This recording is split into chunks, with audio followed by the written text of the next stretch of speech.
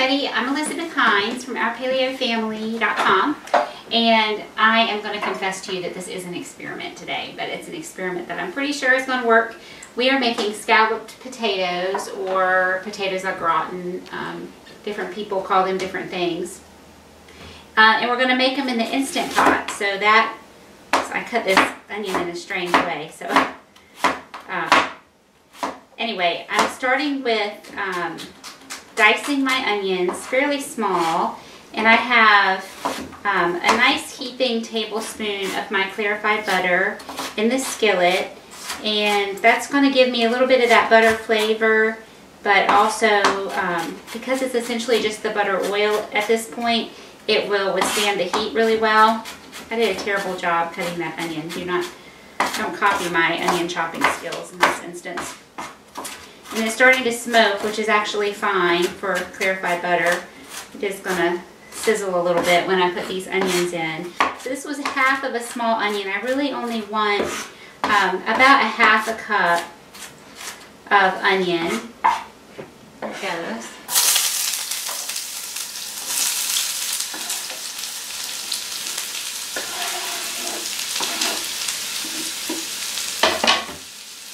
And normally I am a big fan of caramelizing my onions, but for this particular application today, we're just going to get them nice and soft and translucent. And I'm actually using white pepper in these potatoes today. White pepper, in my opinion, has a little bit of a stronger pepper flavor than black pepper. That's just my opinion. It's a little spicier, and I just want that in this dish, and I don't want the little black flecks for no particular reason other than it's just the mood I'm in.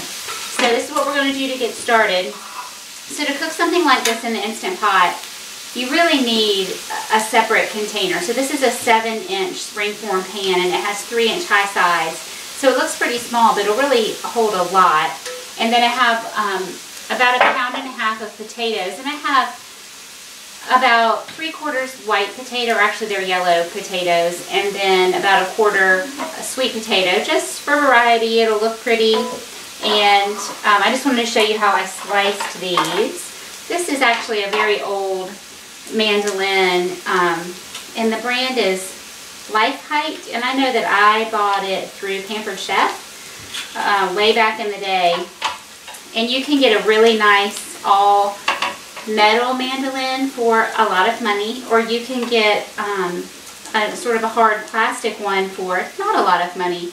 And this particular one works really well. It has this little handle that will let you slice all the way to the bottom and not slice your fingers, which is nice. It just pops off. So I really like that one. You certainly could make this without a mandolin. This little piece was so small it came off, so I'm just going to slice it so it's the same thickness as the rest. The tricky part is that it really is nicer if your potatoes are all the same thickness. So my liquid for my potatoes, I've greased my pan with ghee generously. There's probably about close to a teaspoon of ghee in there. Let me turn this way down. I just want those to cook a little bit slower. I'm just going to put a little bit of my liquid in the bottom, which is a mixture of coconut milk and chicken broth. And you really want very nice, flavorful broth, because we're making these paleo. They actually would be Whole 30, not autoimmune paleo, because potatoes are nightshades, so I'm not autoimmune in any way, but paleo for sure, without dairy. And you know, real cream, or even half and half, has a lot of flavor. So we're not getting any flavor from the cream, so you want really good flavorful broth, because it will make a difference. So I did just a couple layers, and then I'm going to sprinkle on a little salt and a little bit of pepper just between the layers. And If you want to measure, you need about a teaspoon of salt, and I like just about a quarter of a teaspoon of the white pepper, but it's really to taste. And I find that if I just sprinkle a little bit between the layers, it comes out just right. But you could always measure it into a bowl, and then you know how much salt and pepper you have to use total in your dish. This is a garlic press. I want my garlic really fine for this recipe. So that was just 1 clove. This isn't the best garlic press, honestly. This also came from Pampered Chef way back in the day. They've probably redesigned it since then, but I feel like it wastes a lot of garlic. But when I don't feel like I can ever mince garlic by hand as finely as I want it, so that's when I'll use this press. I'll lose this big piece.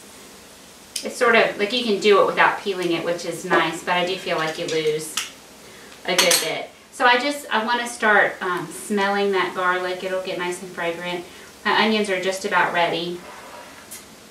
I'm going to dump these out so that I can sort through and kind of layer some yellow and then some sweet potatoes. Potatoes, I think, lend themselves very nicely to lots of different flavors. You really can use what you like. I am choosing to use sage, just a quarter of a teaspoon, and I'm going to put it in my liquid because that is what is going to get most evenly distributed.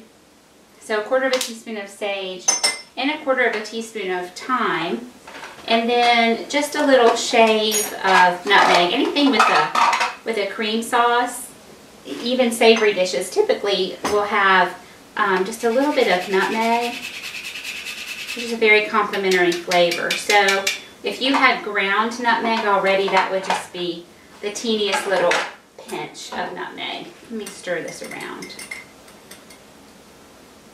Oh, one other thing I forgot.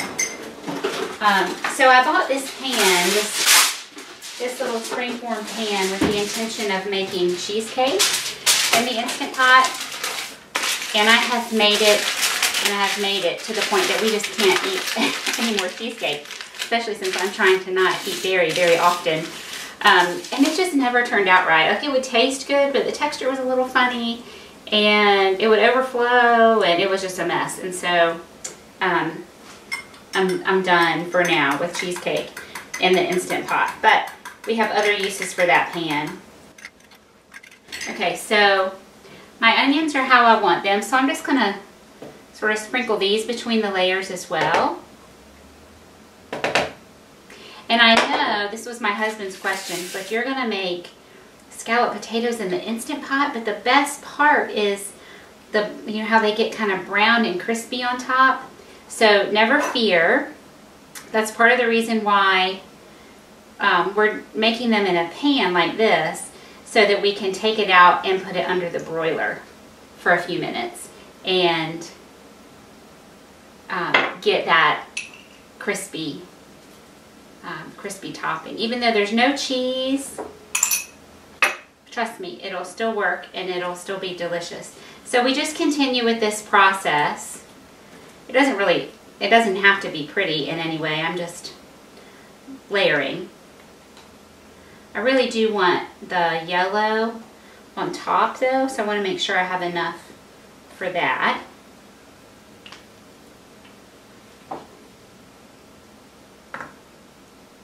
The onions and the garlic smell so good. Sometimes I think I just want to eat like a pan of sauteed onions, especially if you cook them in bacon fat. So yummy. I did peel my potatoes. You do not have to. I do find that sweet potato skins sometimes are very tough. Usually the yellow Yukon Gold potatoes, the skins are very thin and would not be any problem to eat them, but the sweet potatoes are usually pretty tough. So I wanted to get those out of there, so I just peeled them all. It also keeps it looking a little bit neater. Okay, so we'll finish up our onions and garlic on this layer. If you wanted to make this really fast, you could skip the sauteing the onions and the garlic and just use garlic powder and onion powder, some dehydrated vegetables there, and that is perfectly fine. I'm not going to tell. You do what you want. Or sometimes, you know, you run out of something and you have to go to your spice cabinet. That's all right. So I'm just finishing up with these. And you want to have, whoops, there was an orange one hiding under there. Cover that up. Kind of give it a little press. I do want some salt on this layer. There's no salt and pepper in my liquid mixture. So you do want to make sure you're salting and peppering just lightly each layer.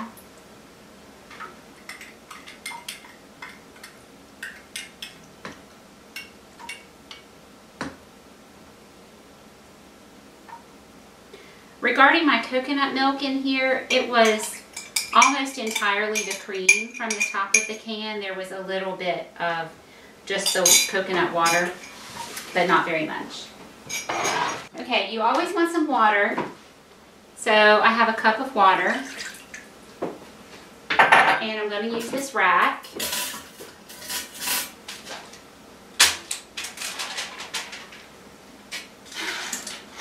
Down in here, and it just kind of, because of the way the rack sits in there, it kind of goes side to side a little bit. You do want to take a second and just press on your pan and make sure it's level as possible.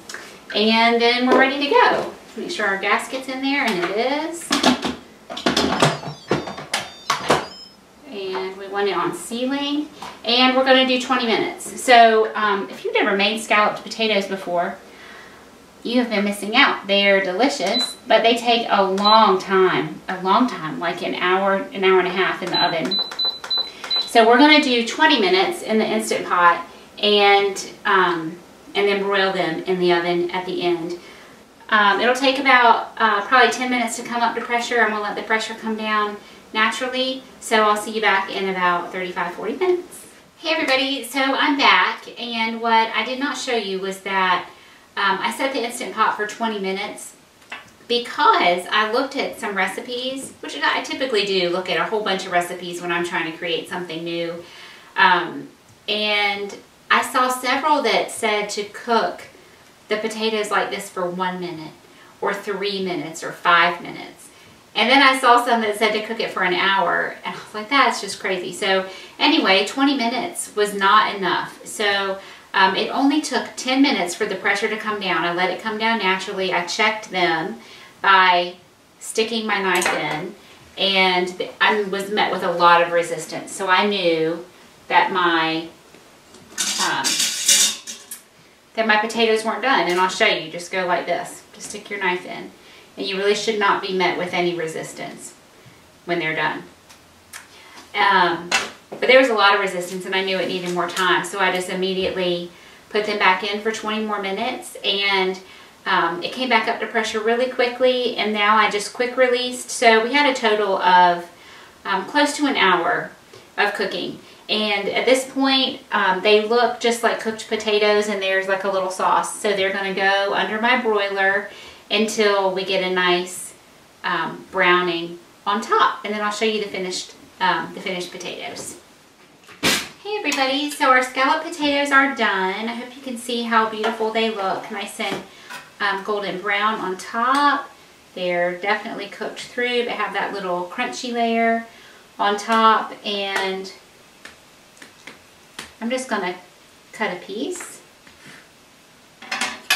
Just that little bit of garlic smells so good.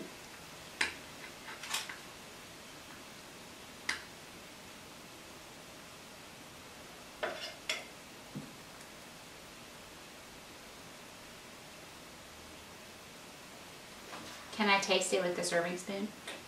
Nobody will tell.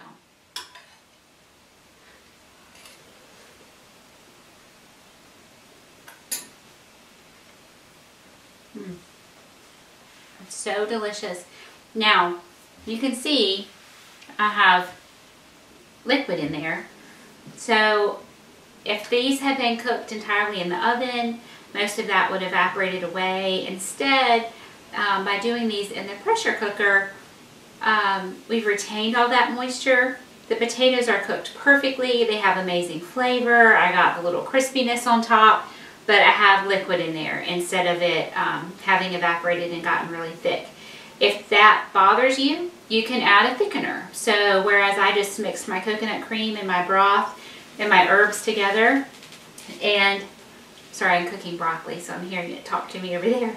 I just mixed those in a measuring cup and poured them in. So if you wanted something that was very thick, sort of gravy or even like a cheese sauce type consistency, you could have heated that on the stove and added your arrowroot slurry or tapioca starch slurry and made it very thick.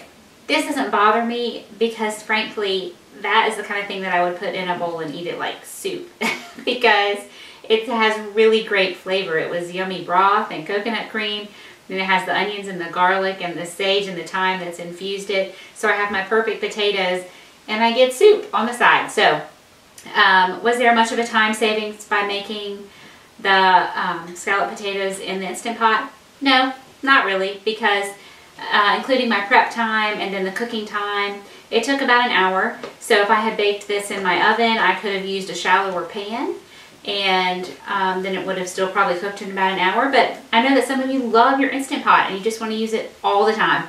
So I've simply given you an option for that. You can certainly use the same recipe and make it in your oven, and it will taste just as good and be perfect to go along with your Easter ham or roast chicken, however you want to do that. You could use all yellow potatoes, you could use all sweet potatoes, though I think a combination works the best. So there you go, scalloped potatoes in the Instant Pot, dairy-free, so completely a paleo, Whole30 friendly recipe. Hope you make this, and I hope you enjoy it. Thanks, everybody.